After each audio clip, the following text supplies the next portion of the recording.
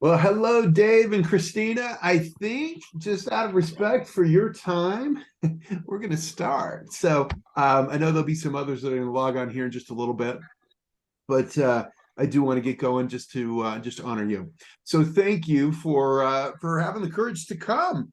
I'm really excited about the content. I love working with first-time home buyers, and I love helping people see this process. And it's not nearly as nerve-wracking as you might be thinking it is. But tonight, our topic is going to be how to avoid the 6 most common mistakes of new home buyers. And they're big mistakes. And I'm excited to help you kind of navigate and miss out on those things and to get you through the process as smoothly as possible. And so tonight, I'm excited to show you, kind of some things that'll help you feel more confident in doing this.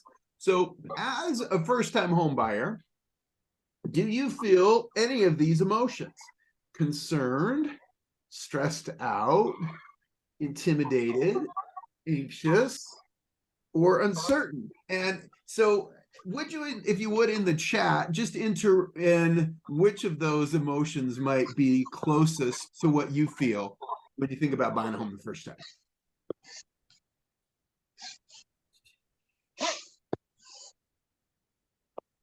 Let's see. Which one of those?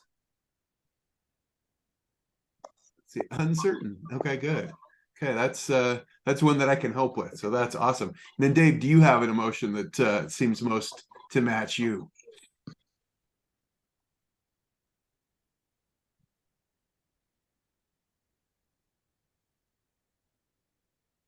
Okay. Well, what I want you to know is that don't worry, you've come to the right place. Anxious. Okay, perfect. Well, I want you to know that you've come to the right place. And we're here tonight to get you from where we sit, we're uncertain, anxious, to, hey, here's your keys. Congratulations for making it through the process. And welcome to home ownership. So that's what we're here to do tonight, to get you confident in what the journey is and then how we make it happen. So feel free to write questions into the chat. I'd love to have interactions with you and give you the information that you're looking for. And if you stick around till the very end, we've got an ethical bribe for you, and we want you to have it. And it is legit cash value, $1,500, $1,550. And I'll tell you about it later. It's us paying for services that you would have to pay for. So if you stick around to the end, I'll show you how you can avoid that. And so that's something that we're excited about too. Well, just real quick about me. My name is Gary Munson. I am a financial guide, is the way I look at it. I have a broad understanding of markets. We're not here to really talk about me, but let me just share to you why I'm maybe qualified to be the guide. I have a degree in accounting. I have a mortgage license. I've held a real estate license in the past. I've held a securities license. I still hold a life insurance license, and I've been in mortgage world for over 20 years. It's probably more like 24. So I've seen it a few times. So just know that I have a good idea of how to guide you from where you are to where you want to be. I've seen over 1,000 loans go to closing. So I have a good idea of what the pitfalls are and how to avoid them. And we have a real estate partner that works with us in these transactions. His name is Stephen DeYoung. And Steve has an amazing understanding. He's almost a genius with the interaction of property values and how the markets move and how it affects that. He has really great financial market insight. He has great real estate market insight. He's been in lending and real estate for 20 and 25 years. And so we're grateful to have him as a partner in our transaction. And you'll be glad that he's an amazing negotiator. And so when you find the property you want, he'll be there to negotiate down the very best deal that you can find. And he'll help you contract for your success, and he'll get you through as you find your property, sort through, make sure it's the right property for you. I'll get it financed, and we'll make sure you get it closed and get your keys. So that's what we're going to do. Now, as you step into this transaction, I want to kind of clear up who pays who, because you won't be paying the real estate agent. So don't hesitate to use him. That's the great thing about this is the real estate agent's commission is already factored into the price of the home. So the seller is paying Steve. So don't hesitate to use Steve and use him, use his expertise. Don't hesitate to use me because I am what's called a mortgage broker, which means that I don't work with any one certain bank. I have access to, I don't know, 40 or 50 different banks, and the lenders pay me for bringing them your loan. So you don't pay me, you don't pay Steve. So use us and access our experience and our expertise, because we'll be able to go out and help you do that. And the great thing about being a broker is I can pick and choose the very best bank for the type of loan that you need, instead of trying to force your type of loan through Chase Bank, because their mortgage underwriter may not love what you are. So I'm here to find that right one. So utilize us. All right. So Entrepreneur Magazine had this really crazy, I guess, headline that really got my attention one day. It said, buying a house is for suckers. I'm like, what? I've been in this business for 25 years. Don't tell me this. And it was a statement by a guy named Grant Cardone, who I really respect. He's a great sales trainer. But I don't really love his feeling here. He says a home is not an investment because it doesn't pay you every month. That's his definition of an investment. There's lots of investments that don't pay people every month. In fact, he said, should you own a home? Unless you have 20 million bucks in the bank in cash, you have no business. Well, I don't agree. And why did he say it? He says renting's not an investment because he wants you to rent. His goal is to own 10,000 apartment units. And so he wants lots of people to continue to rent. So I want to show you why I believe that owning a home is a great investment. So let's say that you purchased a $400,000 home. And let's say that I showed you our exclusive grant program that you can buy for 1% down. So you brought in $4,000 to go into this investment. You bought it. You're living in this investment. Now, let's say you held on for 3 years and then sold it. Now, I've seen probably 4, 5, or 6 little 3-year periods over my time in the business where this is really easy. In fact, I've seen homes go up like that in 6 months sometimes, but 3 years feels pretty conservative. Now, let's say that you sold it for $450,000. So you do the math, you made a $50,000 profit. Now you put $4,000 in to buy it, so you reimburse yourself. So you're left with $46,000 really of profit. Now that's an 11.5 times your money, or a 288% return annually for all 3 years. Now, if you live in your home for 3 years and then sell it, you don't have to pay the IRS any capital gains tax on that. So that's not taxed. Now, the awesome thing about it that we'll talk about in a minute is you actually pick up tax deductions for your mortgage interest that was paid. And so it's actually even better than this. But anyway, it's a huge rate of return. Now, not just me. According to the US Census, home equity is a majority of people's net worth. 2016 was our last census here in America. What percentage of net worth for people in America is their home equity? 63%. So most of us have a hard time saving money. So one of the ways that we're going to have some retirement money is to own a home. So guys, feel free to buy a home and think of it as a great investment. Now, here's another thing that we like to talk about a lot. And man, it's been really, really clear lately, is the renting versus buying, because it feels like the rents just keep going up. Have any of you guys had your rent raised in the last 3 or 4 months? Just hit me up in the chat if you have, because I'm talking to people every day and I'm just kind of amazed at how much rents are right now. Let's see, does anyone have rents? Yeah, Dave says yes. How much are rents around the people that you know? So a lot of times, like I'm talking to people that are paying $2,600 for like a 2 or 3 bedroom. Yeah, Dave's at $2,500. That to me feels like a house payment. $1,800 for a 1 bed. Oh, man, you guys. Okay, well, I don't have to tell you, rents are up. You know it. 80% since 2019. So what was that, a little bit before the pandemic? 30% up since just March. So less than a year, it's up 30%. Now, what we want to do is we want to like control the increase of your housing payment, because the biggest part of your mortgage is fixed. The principal and interest part will never go up for 30 years. Now, the property taxes and the homeowner's insurance will go up, but the majority of it is never going up. So we want to pin down your housing payment. The other thing that this does is this allows you to actually benefit from inflation. I don't know many places where we benefit from inflation, but owning a home, it does. Because if you pin down a payment, let's say it was $2,500 to equal Dave's rent, you're going to be paying $2,500 or so in 19 years, in 27 years.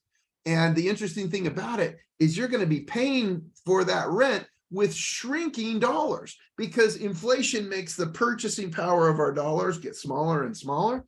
And so what I'm trying to say is $2,500 today is going to be a lot heavier, a lot bigger deal than $2,500 is going to be in 10 years, in 12 years, in 30 years. Man, $2,500 in 30 years, you're going to be laughing at it. So we can benefit from inflation by having a mortgage payment. Hopefully that does make some sense. Okay, so let's talk just a minute about the tax advantages that I mentioned. Now, I'm not qualified to give you specific tax advice. I have an accounting degree, but I don't keep current. Check with your CPA, but these are the questions that you need to ask. If you itemize on your tax return, a lot of people just have been taking the standard deduction because Trump gave us a really big standard deduction. I understand it's been shrunk. But if you're itemizing, how would adding mortgage interest paid to the equation change things? So let's say that you're in a 24% tax bracket. And let's say that maybe you were on a $2,500 payment and 22,000 of that was went ahead to your mortgage interest.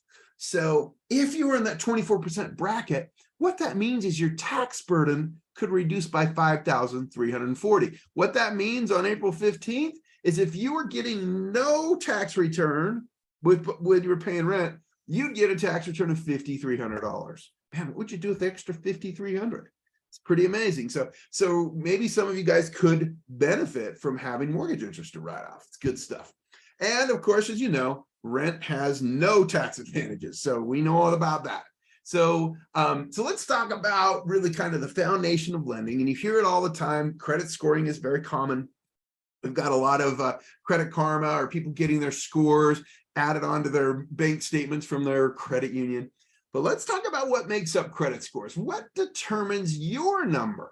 Now, it's interesting that when you start, they assume the best in you. They give you the highest score. And then as you start to, if you get bruised or trip up a little bit, then your score starts to go down. You begin at 800. Now, in our world, if you have a 740 or anything higher, you get the very best rates. Now, what's making up this score? Now, they use a formula that's called an algorithm. And in this formula, they look at these things. Now, the biggest thing is your payment history. So, man, let's stay on time. Don't go over 30 days late. If you go over 30, don't go 60. If you're 60, don't go 90. So up to 27 days late, nobody cares. It doesn't get reported. You pay a late fee, but no reporting. Less than 30 days is okay. More than 30, problem. Now, the next part of the formula is the amounts that you owe. So let's say that you have a Visa card with $1,000 high credit. And let's say that you have 900 owing. So you're 90% of your balance. Okay, that's going to hurt you. One of the quick things we can do to adjust your scores, have you pay down your balance of available credit. So that's 30%. So that's 65% of it, 2/3 of your score is those two things. Okay, next thing, types of credit in use. So, man, maybe revolving, which is credit cards, hits you worse than saying a $300 car payment is better than a $300 revolving payment. Certain stores or certain banks get hurt worse than in others. It doesn't really make sense, but that's how it works. New credit, meaning you've gone out and got new stuff.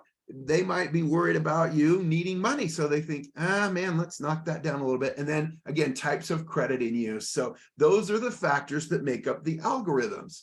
And so 740 for best rates. In lending, 620 is kind of a baseline. So if you've got 620, we are in business on a conventional loan, definitely in business on a lot of the government loans too. So 620 is amazing. If you don't have 620, we can go 580 and still get 3.5% down on an FHA program. So I think we can get you in. If a lot of people are thinking, oh, I have bad credit, I'm a 611. No, you have great credit. Let's get you into a home. So we can do that. Now in lending, they take the 3 scores. There's 3 credit bureaus and their algorithms all vary just a little bit. They weigh certain things more than others. And so we take the middle of the 3. And then if there's two people on the loan, we look at everyone's middle and then they grade the file on the lowest of the middles. So that's kind of how it works. So we have some tricks to increase scores really quickly. And so again, if you're sitting there going, oh, I have a 611 or I have a 579, let's get on the phone and have a conversation. Let's look at what you got, because our credit bureau, our credit reporting agency gives us this thing called the what if simulator. So maybe you had a 631 when we sat down, and then we go through and we look at, okay, if we paid this one down, we paid this one off, what would it do? And it simulates it against what it knows about the algorithms and tells you what the score would be. Or we can say, hey, we want a 680. What do we have to do? And it tells us. So we've got some tools and tricks to get your score up. So if you're worried about it, man, let's talk. Now, here's another thing that sometimes gets people a little bit, because Credit Karma has a little bit different algorithm than what the mortgage business has or what the auto business have. They alter the formula just a little bit. And so if Credit Karma says you have a 680 mortgage, your mortgage in the middle score might be a 653. So it will vary just a bit based on the algorithms. But the thing that moves the meter the most, guys, is balance management on your credit cards or on what's called revolving accounts. And so first target, really the easiest one, is to try and pay down your thing to 60% of the high balance. So if you've got a Visa, again, with that $1,000 limit, and you know that your credit card company reports, closes your cycle on the end of the month, see if you can pay it down to 60% at the end of the month. Then they report it to credit and then charge it back up. It only has to be down at the time when they report at the end of their cycle. Not everyone reports at the end of the month either. And again, these are things we can look at and figure out. So I already talked a little bit about the what if scenario. So let's talk. If you're worried about your score, we can get it up there. We've got some good tricks. Now, here's a gift for just coming to the seminar today. I appreciate you doing it. I appreciate you making the time. I want to give you an extra 5 to 6 points really quickly. So there is a website called optoutprescreen.com. Write that down, optoutprescreen.com. This website is managed by the 3 credit bureaus. And what they are doing here is they're like, look, Gary, if you do not want people to give you, unauthorized, unsolicited credit card offers or insurance offers, you just go to this site, you click it, you put in your information, you say, opt me out for 5 years. I don't want the junk mail anymore. I don't want it. And when you do that, they say, thank you for being a conscientious, borrower, credit holder. We're going to give you an extra 5 to 6 points. So that's a quick bump that you can grab. So go ahead and do that. You might as well take advantage of grabbing that 5 to 6 points. So again, optoutprescreen.com. Go do it. Been doing it for like 20 years. It's amazing. Good stuff. Okay, so let's talk a little bit about down payment, because that's another thing that a lot of people will say to me, well, Gary, I don't have the money to put down. I don't have 20%. 20%? Oh my goodness. Okay, that's one of the fallacies we'll talk about here in a minute. But I do want you I want to make a distinction between down payment and something called cash to close, because they're not the same thing. Down payment is the part of the loan that reduces the risk for the lender. So let's say that you're buying a house for $300,000, and let's say you're looking at a 3% down loan program. So 3% is based on the purchase price. So 3% on 300,000 is $9,000. So that's down payment money. You bring that in to make the lender kind of feel more confident, because what they found over time is if you have skin in the game, you're more willing to make a payment when times get hard. If you're on a 0 down program and it looks like the market's down a little bit and you maybe lose your job, you're like, well, I'm just going to go. The house isn't worth what I owe anyway. I'm going to go ahead and go. So what they find is, man, the more you have in, the more skin in the game, the more you're going to stay in and perform for them. So down payment reduces risk for the lender based on a percentage of the purchase price. So that's one aspect of cash to close. There's another aspect that is part of what we call closing costs. The first one is called prepaids. And prepaids are actually used on your behalf very early in the loan process. It's for you. First thing they do is buy a year's worth of homeowners insurance. So your house is protected if a tree falls on it, or if the dishwasher blows up and your house floods, it's going to cover you. So homeowners insurance, they make you buy a year of it up front.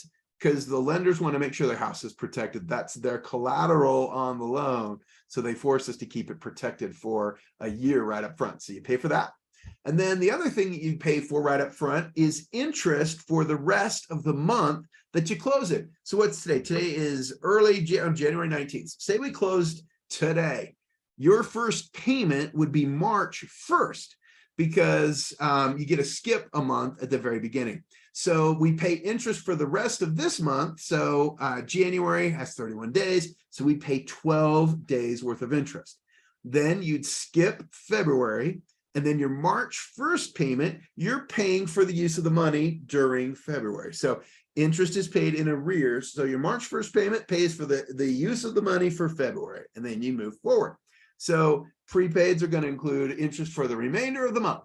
And then closing costs. This is actual hard money, hard costs that we pay for work to be done. An appraiser will go out and value your home. There will be a title company that ensures that you're the rightful owner on the books at the county, and they'll make sure that the lender is in first position and no one else has a claim on your property. And so that's important stuff. And then we pay a lender to do the underwriting work and to print all the documents and do the things that it takes to put the loan on the books. Generally, closing costs are about $4,000. The only variable really piece in that is title insurance is based on the loan size, but usually about $4,000. Now, here's what's awesome about this time of year, this time of market. This is what they call a buyer's market, which means that the home buyers have leverage with the sellers because homes aren't selling and there's more homes on the market than there's buyers right now. And so you can go in and you can say, all right, Mr. Seller, I'm going to offer you a little bit less than what you're asking, and I'm going to ask you to pay my closing costs and my prepaids. So you can just come in with the down payment. So we can have the seller pay those costs, and that way you don't have to cover that stuff. So that is awesome. But there is a difference between down payment and cash to close. So hopefully that makes sense. All right. So first mistake, and I already alluded to this, was thinking that you need 20% down. And I think it's pretty common in the world that people think that. I'm really surprised how many people do that. And man, I'm sure glad we don't have to pay 20% down to buy a house, because I don't think anyone would buy a home until they were 50. Either that or they have a really rich family. So we have exclusive programs for people to get in for as little as 1% down out of pocket. And we'll talk a little bit about that. But let's talk about the 20% down thing. Now, the banks would love 20% down. And here's why. It protects them against default. If something happened to me and I lost my job and I couldn't make my mortgage payments, after 90 to 120 days, they're going to send me a letter that says, look, you need to pay or you're going to need to move out. So if they have to take my home back, maybe I stay in a little bit longer than I should, and they've got back payments they need to cover. They need to cover the legal fees to get me out. They have to pay a commission. They have to get to sell it kind of on a fire sale to get rid of it.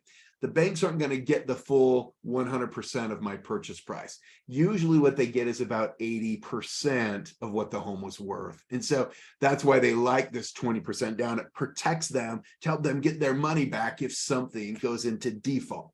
So why can we buy a home without 20% down? Well, there's something called mortgage insurance. And I think it's amazing because it comes to the rescue. It protects the lender. If I default on the house and they have to sell it quickly and they get less than what they're owed, the mortgage insurer steps in and makes up the difference. And so it allows for us to come in and buy with less than 20% down. And mortgage insurance will vary based on the percentage of down payment that we bring in. So if we bring in a little less than 20%, the mortgage insurance is really inexpensive. Somewhere between, if we bring in 15%, inexpensive. And it's tiered. If we put down somewhere between 10 and 15%, it's still it's a little more expensive. And if we put down 5 to 10%, it costs even more. The highest mortgage insurance is if we're putting down somewhere between 3 and 5%, because again, it's a higher risk to the mortgage insurer. And some mortgage insurance types can be removed after the value of the home increases, and we'll try and put you in that kind of a loan if we can. So first-time home buyer down payment options. There's programs out there that we can use. Now, there are no money down programs, and this is just the down payment part. We still have prepaids. We still have we still have hard closing costs too, but there's a program called USDA, rural housing. And this is a zero down program, but these properties are meant for rural places. Like if you're in Salt Lake Valley, the closest thing for rural housing is Eagle Mountain. If you're in Utah County, down south, maybe, just right, Springville, south of down there, you can do USDA. If you're north of Weber County, we're getting to Box Elder County, we've got USDA. So again, spread out, zero down is awesome. Or if you've served in the military, they have the most amazing loan program for the Veterans Administration. Zero down, awesome stuff. There's a zero down program that I do not like called Utah Housing, and we can consider that for you. Sometimes it makes sense. The downside with that is you end up borrowing more than the house is worth. So you're upside down. There's some restrictions on who can, you can't rent the house out. There's some rules there, but it works. So the best down payment, the lowest down payment program for standard is a conventional loan, 3%. And then there's another one I mentioned already called FHA, that's 3.5% down. And then conventional has a 5% down. So let's talk about FHA really fast. I love FHA because it is flexible. This is the original first-time home buyer program. The government launched this after World War II. And they wanted people to be able to buy. It was hard for people to come up with 20% down, as you might imagine. So we came up with this program of 3.5% down, and the government was going to insure the lenders if there was a default. And so, man, it's awesome. 3.5% down. Let's go. I told you already, we can do that with a 580 credit score. And most of the down payment assistance programs or grant programs are FHA loans, maybe with second mortgages behind them. The only downside really with FHA is mortgage insurance is never going to go away. If the value of the home comes up and we can prove it, it's okay. You're going to pay it on FHA. The only way to get rid of it is to refinance. So we can help you with that. Now, the awesome thing about FHA is it's more flexible on the borrower's credit quality. They're more flexible if we've had a foreclosure or a bankruptcy. They're more flexible on mortgage rates. They're more flexible on collection accounts. They're really easier on the borrower. They're a little more strict on the property. So sometimes sellers don't like to sell to FHA borrowers as much because the seller has to do more fix up after the appraisal is done. But FHA is amazing. I love the program. We do those all the time. Now, a conventional loan. Now, if you're driving on the freeway and you see one of those signs that's quoting rates, it's a conventional loan. And they're quoting, kind of like a good bait and switch would do, they're quoting an 800 credit score with 40% down. So that's the least risky loan on a conventional program, and that's what they quote. It's a bait and switch. But to do a conventional loan, we need a 620, like I said. Conventional mortgage insurance can be removed. So you buy the house, you pay on it for 2 years, and after 2 years, if we can show that the value of the home has come up to where our home is we only owe 80%, we've got that 20% of equity, by law, they have to remove the mortgage insurance. So that's awesome. So we like to put you there if we can. Now, they are more flexible on underwriting the home. So, they don't care about broken windows or chipped paint or stairway railings like FHA cares, but they're stricter on the borrower. They have harder rules on foreclosures or bankruptcies. They're tougher on, late payments. But it's easier for us to get offers approved. So these are the things that we'll work through, me and Steve, as we work through your agent, to get you the right program to get you in. 3% down is our best deal there. Okay, mistake number 2 is you start to flirt with forbidden love. And here's what I mean. Don't fall in love with the home you can't afford, because expectation is such a big thing in life.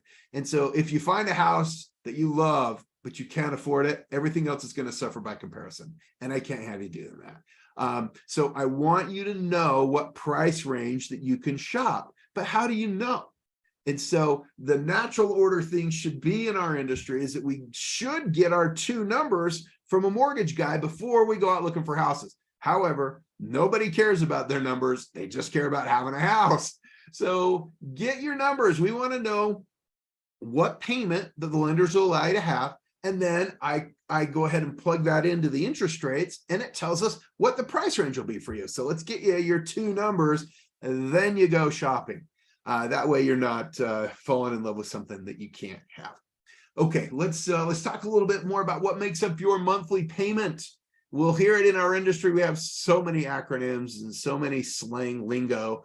One of the things you hear a lot is something called PITI, and sometimes plus A. PI is principal and interest. This is a part of the payment that never goes up. It never changes on a 30-year fix. This is what goes to the bank to repay them over 30 years for the money that they've lent you. They call it P&I for short, principal and interest. What's the P&I on that thing? Taxes is property taxes annually. Now the property taxes are due in November. Why they do that? That's so rude. Who wants to pay taxes when you're trying to get ready for Christmas? It's crazy. So what we do is we collect 1/12 of your tax due, and we hold it in an account called escrow, and then they pay those taxes for you in November. And then homeowners insurance is what we already mentioned. It covers if something weird happens to your house, if a tree falls on the roof, or if there's a flood, or something happens, if it burns down, it's covered. And again, we pay for that a year up front, and then we take 1/12 of the payment and collect it in the escrow. So at the end of the year, when it's due, the lender just pays it for you. So you don't have to come out of pocket for additional money. And there's also mortgage insurance. If you've got it, we'll include that in the payment. Now, sometimes a property that we buy, if we buy a condo or a townhome, there is something called a homeowners association. And so we have to pay the association dues. That's the plus A if you're in a condo or a homeowners association. And that goes to pay for a pool or a clubhouse or garbage collection or snow removal or lawn care maintenance, that kind of stuff. On these areas. The nice thing is, because you're paying for that stuff, you don't have to shovel, you don't have to mow. So that comes into the lifestyle question, which is nice, but that's all part of your payment. And so we talked about that. Okay, so let's get numbers so you know kind of off the top of your head what you can do. Now, the lenders have set up some rules that they've seen over the last 100 years that they know what we can afford. So we run these, we run all of your numbers through a computer called Desktop Underwriter, and it gives us an automated approval, and everything is built on the computer being happy with what you are. And in general, on a conventional loan, they'll allow your debt payments for the month to be half of what your monthly income is. So, easy numbers, if you make $4,000, they're fine with you having $2,000 in payments. So if you have, say, $300 on a car payment and $200 in student loans, that's $500 of the money that can be in debt. So I'll know that we can have $1,500 to go towards housing. Now, FHA, as I mentioned, is a little more flexible. It's easier on the borrower. We can go almost to 57% on FHA. So they'll let you borrow a little bit more money based on your income. And then sometimes it really comes down to what you're comfortable paying, because sometimes the banks will qualify you for more than what you are willing to pay. So we'll find that sweet spot for you. Now, one of the things that we want to talk about is if you've got near-term changes in your life for the income. Maybe there's 2 earners in your household, and maybe one of them is going to go back to school, or maybe one of them is going to have a baby and they're going to leave the workforce. So we want to make sure that we're getting you the best loan that's going to accommodate you, not only now, but when those changes are made. As far as we can see into the future, we want to have that be ready.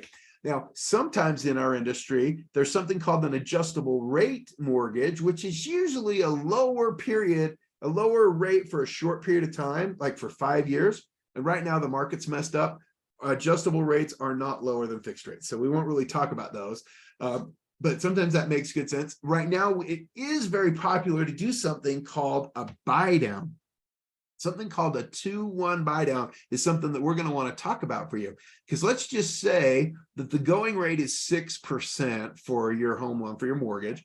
A 2-1 buy down says for the first year, we're going to go 2% lower than that. So the note rate is 6, but the first year you pay 4.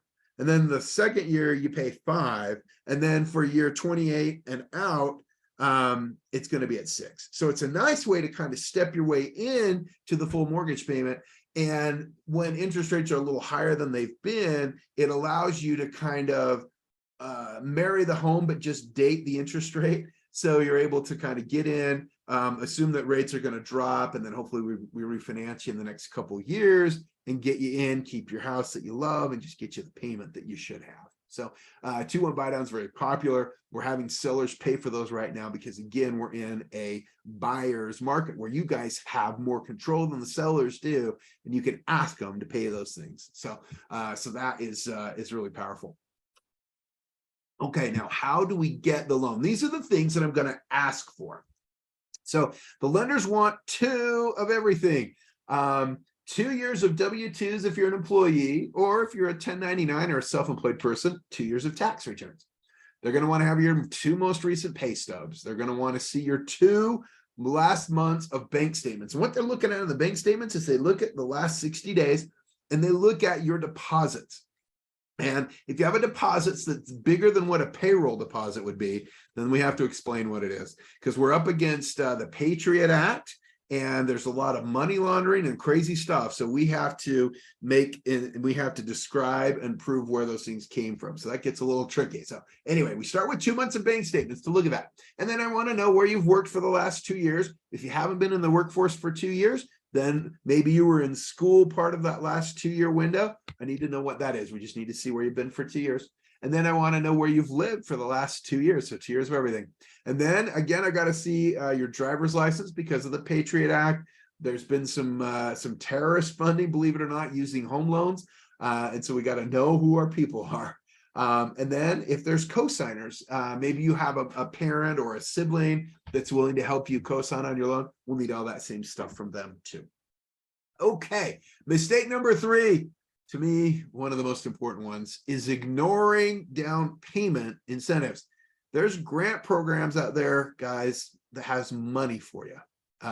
Sometimes there are incentives for improving neighborhoods. Sometimes there's a program called the teacher next door or the officer next door, where they feel like it's good for crime rates in an area if there's a police squad car parked on the side of the road when that cop is home from work. So they give you an incentive for being in law enforcement. Sometimes it's good for neighborhoods to have teachers live in the school districts and the school areas. And so there's incentives for teachers. Officer and teacher next door I talked about. Some cities will give you a grant if you'll stay in their city for 3 years. So like Taylorsville has one. There's one owned in Ogden where they'll just give you some money up to 3% that you can use for your closing costs, sometimes even for your down payment. And then they just have a deal where you have to live in the house for 3 years. If you move out before 3 years, then you have to pay the money back when you sell the house. So there's some rules with that. But the idea is, as I mentioned before, some of them make you owe more than the house is worth, which is Utah housing. And as I mentioned also, I've got a 1% down grant, you guys, you can use anywhere that you don't have to pay back. It's amazing. So anyway, you want to get with me and talk about the 1% down grant, because that's going to get you right in, and there's no reason to not use it. It's free money. So anyone, anywhere can use it. So as long as you're on a conventional loan, it's 1%. If we're a 580 and doing FHA, it's going to be 1.5%, because the grant program pays 2% of the 3% down. Okay, mistake number 4, guys, do not choose the wrong lender type. Now, logic would say, where would you go to get a loan? Well, probably the bank, because that's where the money is, right? That's where everyone seems to start.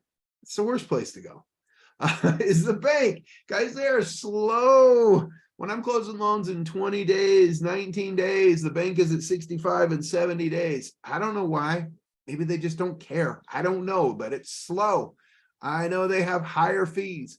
I know their rates are higher, and it's not even close, because they got to pay for nice buildings with fancy lobbies all over town. And with an underwriter, they've only got one shot and you're out. They've got a one-size-fits-all underwriter, and that doesn't fit anybody. Let me be honest with you.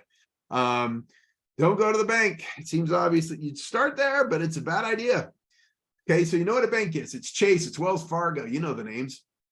There's something called a banker who likes to make you think it's a bank, but it's not Chase or Wells Fargo. But they close the loan in their name, and then they sell the loan at the end of the month. Again, higher fees, higher rates, but man, they got fancy branch offices all over the place, but you still got a one-size-fits-all underwriter with a one shot and you're out. I am a mortgage broker, and I've worked for all 3 of them. So I can tell you which is worse. The bank is the worst. The banker is the next worst. And then the broker, to me, is the best because our fees are lower. Our rates are lower, and I can send you to the lender that suits and fits you. In fact, I've got proof over here. Borrowers save thousands of dollars using a mortgage broker. So all borrowers, compared to using wholesale, which is a broker, save $9,400. If you're a minority, $10,400, and it's $1,000 worse to minority borrowers across our country. I hate that. It makes me sick. It makes me want to throw up. So don't choose the wrong lender type. Go to a broker because we're going to negotiate and find you the right lender. We're going to give you the lower rates and fees. I don't have a fancy office. We have an office in Murray. Come visit us if you want to. Probably 2% of the people come in. Most of the time, I'm going to meet you in person at your loan closing. So we have an office, but man, there's no reason to have a whole bunch of them because most people don't even ever come in.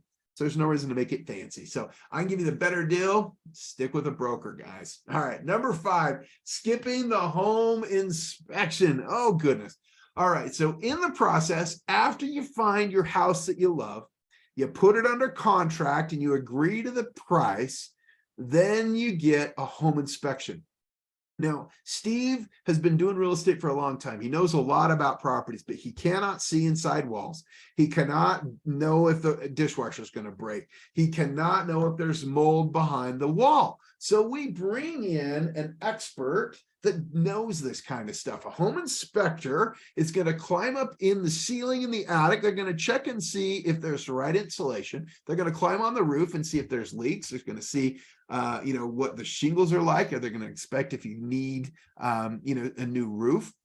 They're going to run a cycle on the dishwasher. They're going to run the disposal. I mean, guys, they're going to give you a report of what's going on.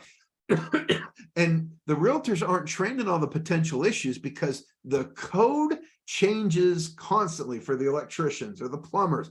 And so we want to get someone in that's going to tell us what it is. So you guys are buying a house with your eyes wide open. A home inspection costs $300 or $400, but I think it's an amazing use of the resources because you know what you got. And we've had people find issues and they're glad they didn't buy and they're glad they spent the $400. And so they can either bail out of the transaction and get all their money back, the earnest money, or they go to the seller and say, hey, I'd like to buy it, but you need to fix this, this, and this. And the seller can say nope, or the seller can go, okay. And in this kind of the market, the seller was generally going to say, okay. So don't skip the home inspection if at all possible. It's a mistake. Okay, so let me give you a quick process view of what happens on the loan side. Now, these are the steps from the 10,000 foot view, and I don't expect you to be able to see that. So let me blow it up a little bit. So from the start to underwriting, what we do is we do a pre-qualification application where we talk on the phone. I find out all the 2 years and the 2 months, all that stuff. We get your income. I take that, I pull credit, and then I get the automated underwriting approval. And that gives us your numbers. I can tell you what your payment can be. And that correlates into what the house price range is going to be. So you know what you're looking for. At that point in time, I write a pre-approval letter and I send you to go with Steve and go out shopping. He'll set you up with an email to receive listings of homes in the price range, in the area where you want to be. And as soon as you get 2 or 3 you want to go look at, you guys go see them. Now, while that's happening, we run a parallel process where I get you to send me all that stuff, the 2 W-2s and the 2 bank statements, the picture of your driver's license, and I send that into our lender.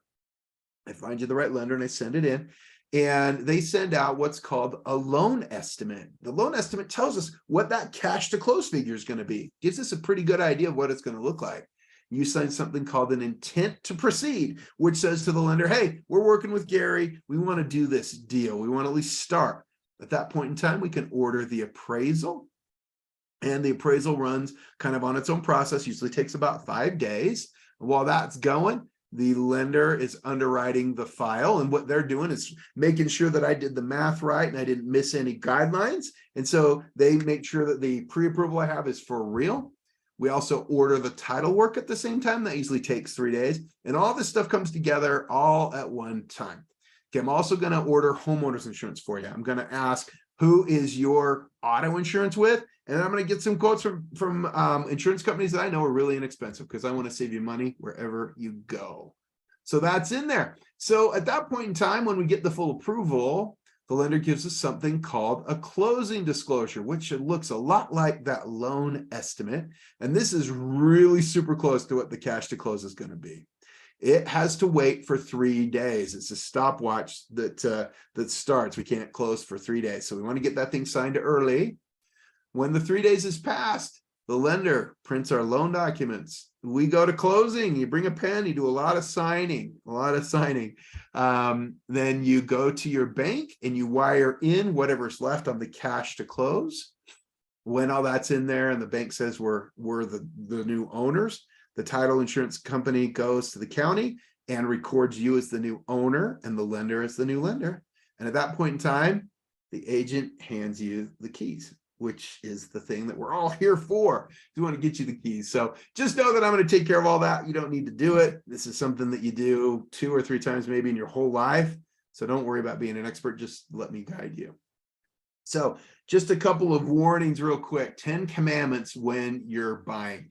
Know that what I'm trying to do is paint the most beautiful picture of you as a successful homeowner to the underwriter.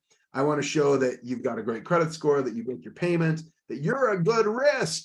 And so don't do these things that can't contradict what I'm trying to paint for the underwriter. Like they have indicators, they have credit kind of monitoring where if you go and open a new credit card, they know about it. So number 1, thou shalt not change jobs, become self-employed or quit your job until your loan records. Hold on until it records. Number 2, thou shalt not buy a car, truck, or van, or you might be living in it. So if you have to, if your car breaks or something, call me. We can look through the numbers. Let's make sure I know about it if you're going to do it. But I'd hate to have you barely qualifying for the home and then you get a different car payment that pushes you out and we lose it. So I'd hate to have that happen because you have earnest money on the line that we could lose if at a certain point in the process. So don't do it unless you call me. Okay, number 3, thou shalt not use credit charge cards excessively or let your accounts fall behind. Don't go late. Don't charge them out. Thou shalt not spend money you have set aside for your cash to close. Number 5, thou shalt not omit debts or liabilities from your loan application. So let me know if something's real, if it's been paid off or not.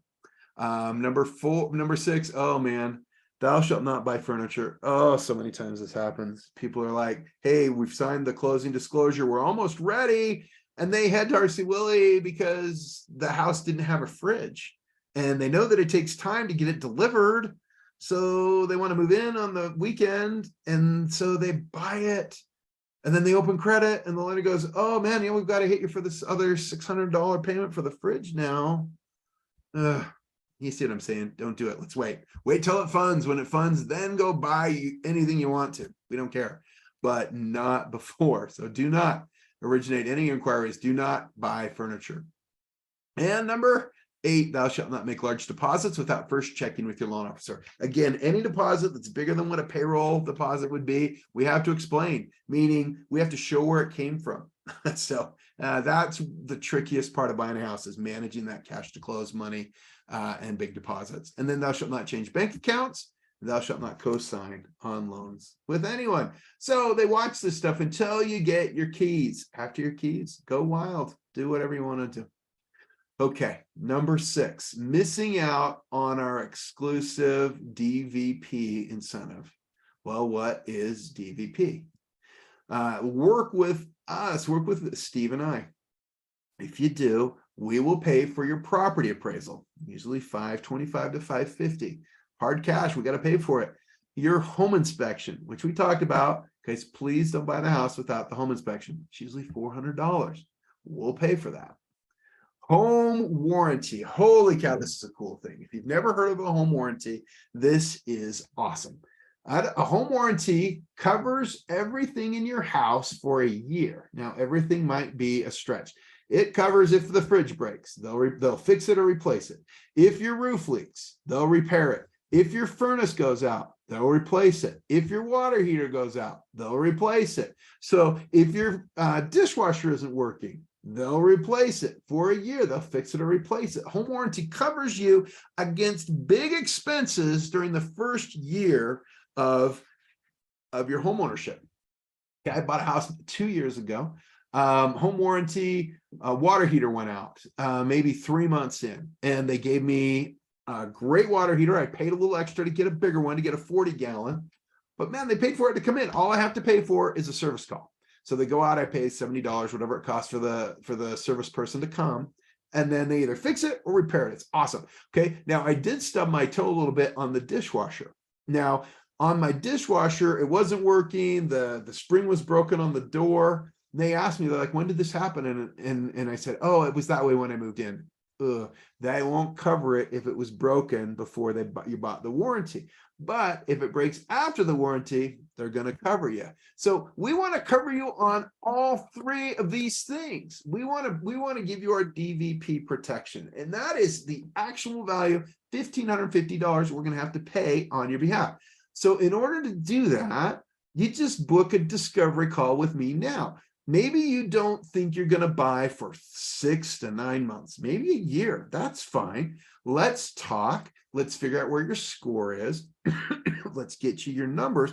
So again, you have your eyes wide open when the time comes. That way we can give you the DVP triple protection. So if you hold the appointment and you close with us, we're going to pay for that stuff for you. We want that to be part of your experience. So I'm going to go ahead and put a link to the booking page for for that discovery call. I'd love to just talk with you a little bit about your journey and where you're going. I'd love to be able to get you access to the DVP protection. If you'd like to do that, do it. No obligation, guys. I'm easy. Just want to talk with you and find out what you're doing. Okay, so question and answer. Would love to know what questions that you've had come up as we've been talking for a few minutes.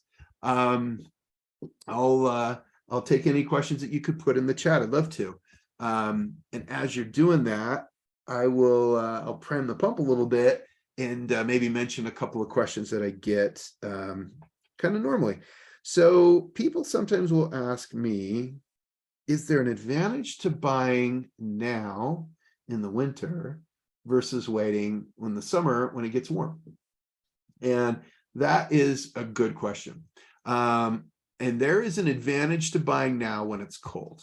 And let me just say, everything else being equal in the market, the weather does make a difference. The time of year does make a difference, because normal folks, if they've got a family and their kids are in school, just an average kind of a scenario, they don't want to move. They don't want to change schools if they don't have to. So they generally stay put until school's out in May. So they start looking maybe in May. Now, another group of people, they don't want to go out and look in the cold.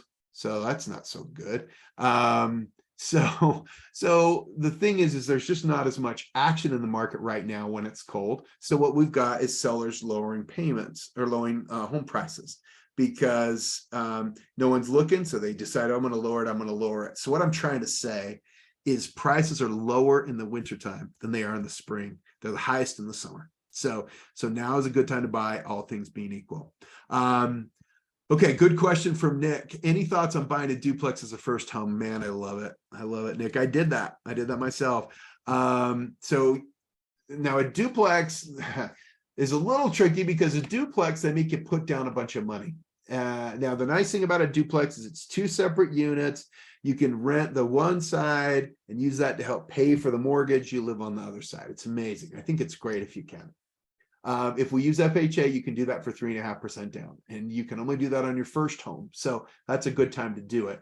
Now, sometimes we can buy a house with like what's called a mother-in-law apartment or a basement apartment or a mother-in-law unit, where again, you can maybe, like we bought our first one, we lived in the basement because we could get more rent out of the upstairs, and it was like 3/4 overpayment. It was awesome. So it's great if you can do it, because again, you're getting rent from somebody else that helps you cover your payment. It actually maybe allows you to qualify for more money, because you can bring money from that rent to come into to what you're doing.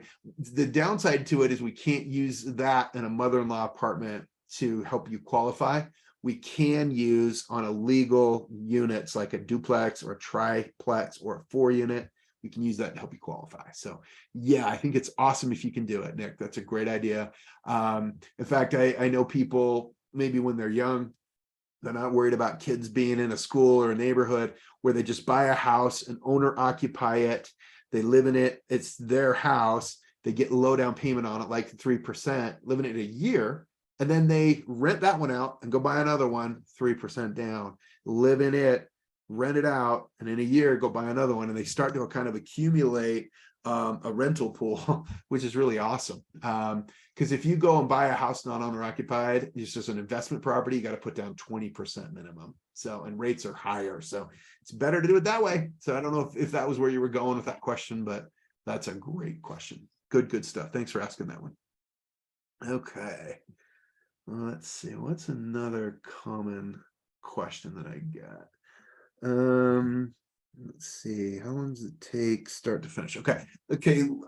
Start to finish for a purchase is generally 30 days. So if you're out looking for a house for a week, maybe you start getting the email notifications of homes in the price range where you want to be, in the area where you want to be. You start looking at those for a few days. You find something you want to go look at. You negotiate for a couple of days, then maybe that's 5 days. And then generally we give the seller 30 days. Can we go as fast as 14 days on the loan side? We can. But just standard operating procedure in the industry, 30 days to get that part done. So however long it takes you to find it, could be short, could be long. And when we get under contract, usually 30 days is standard. Let's see. Can a parent help you buy? So sometimes people want to know about a co-signer. Maybe they're newer to their job, or they're trying to buy a house that's a little more than the bank would like them to borrow. Maybe they've got money from a new side hustle. By the way, if you're doing a side hustle, they generally like to see you paying taxes on it for 2 years before they'll include that. And so maybe you've got income, but the bank won't count it. So sometimes we have a parent cosign that's called a non-occupying cosigner, because they're not living in it, but they're obligated on the loan with you. And sometimes it makes sense to get in, and we refinance them out in a year, but that does have to get going. Dave has a good question here. Any thoughts about buying an apartment building? And that's a great question. So residential financing is a segment of the market that I work in most commonly, and that's up to 4 units. So I can do a 4-plex on residential financing. If it's more than 4, housing doors or 4 units into an apartment complex, then we just go to commercial money. And yes, you can. Those become more about the cash flow of the apartment complex, the apartment building, than about your personal income. Now, they're probably going to have you try to guarantee that, but yes, we can do that. Sometimes they'll wonder if you own a home now, then they're cool with you buying an investment property. If you don't yet own an investment property or own your own home, they're going to wonder why you're buying an investment property first. But yeah, we can do that. We can do that. I'd love to talk with you and see what it is. It will take a little more money down than a normal conventional residential loan. Great question there. Let's see. What should a buyer ever skip the home inspection? Wow. Okay. What about a townhome? Yeah, townhomes are great. Townhomes, same down payment as a single family home. A townhome is a place that shares at least one wall. It usually has the homeowners association with it. Now, with the homeowners association, they're going to tell you, what your shrubs are going to look like, and they're going to have rules about parking on the street or whatever. But yeah, it's usually a great way to get in at a little bit lower price. So awesome. Townhomes, fantastic. And if you ended up wanting to rent one of those, I have people that buy a home and then they're going to rent it out to their friends on a room rent kind of a basis. And that can be done as well. We can't use it for qualifying on this first time, but if you've had it for 6 months in a prior place, we can use that income on one of our loan programs going forward. That's a good question about the townhome. It's a great place to start for sure. Let's see. How about people who have not stayed in the US for 2 years? Do less than 2 years W-2? Does that mean they can't buy a house? That's a great question. So, Nick, the lenders want to see a 2-year work history. So if you worked prior to or had school prior to when you weren't in the US. Like if you were here for a while, went away, came back, we just have to show you in the workforce for a couple of years. 2 years is kind of a rule of thumb, but I would love to talk with you about specifics. We could probably find a way to make it happen for you. Sometimes we get a cosigner to help on something like that. It's a good place for a cosigner to enter a transaction. But yeah, I'd love to talk to you about your specifics and see what it would take. But we do have programs for people who, maybe don't have citizenship or are here on a visa. We've got ways to use FHA loans that are pretty flexible on those sorts of things. Great stuff. Yep. If it's complicated, love to chat with you. Perfect. Thank you so much. And I appreciate you being on, Nick, and bringing questions. And I'd love to talk with you about your situation. So great. Okay. Oh man, Steve has a question if he was here. He had a home where they got a home inspection and he was so glad that they did. So what the inspector found was in one of the interior walls in the basement of this home, the inspector found a whole bunch of bee honeycombs. Like there was a huge bee's nest in there and they had a whole bunch of honeycomb. Kaden, leave it. And so the crazy thing about the honeycomb is he saw this thing, they decided not to buy it, they walked away. Steve knew the selling agent, and he said when someone bought it, maybe they didn't do an inspection, and that interior wall was so heavy from all of the honey that wall collapsed.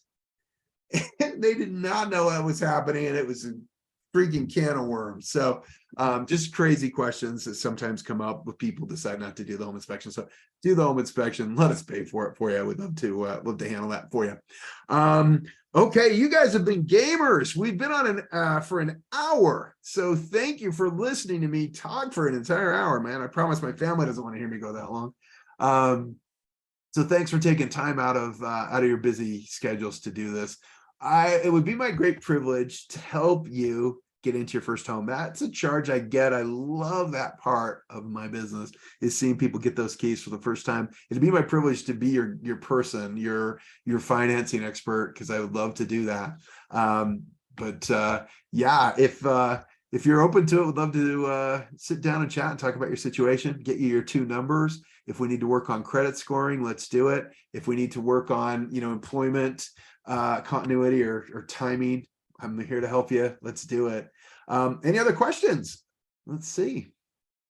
I want to make sure that you have time to express what you have going. And if not, I'll let you guys get back to your evenings. But thank you again for being here. I'd love to help, and I just want to be your guy. If you know anyone else that's looking, I'd love to help them. So feel free to refer in, and get them a recording of this webinar too if they missed it. So thanks you guys for being here, and I hope that we can meet and talk soon. And have a great evening. I appreciate you. Let's see. Oh, Fatima. Yeah, Fatima, I would love to have you book. I'm gonna put the link in here again. Would love to sit down and meet with you. Go ahead and click the link and just schedule. Let's talk about you. And I have no idea how far your journey is, but I'd love to help you on it at whatever pace. Thanks, guys. Appreciate you, Dave. Book. I'd love to chat with you about whatever's on your mind. You might as well pick whatever brain I got left. All right. Oh, credit score 620. Awesome. Yeah, you can book a later time. Christina, if I'm trying to think how far out it'll go, let me give you my email address. If the booking calendar doesn't accommodate what you're looking for, just email me and we'll pick a time. Just say, hey, how about this day at this time? And I'll go ahead and grab on my I'll get you on my calendar, and if we have need to look out 3 weeks, great, we'll do it. 580 credit score, awesome, Dave. Yeah, we'll take care of it. Let's see, Fatima, I put my phone number in there, 801-560-2999. So let's talk. All right, guys, thanks for being here. Totally appreciate you.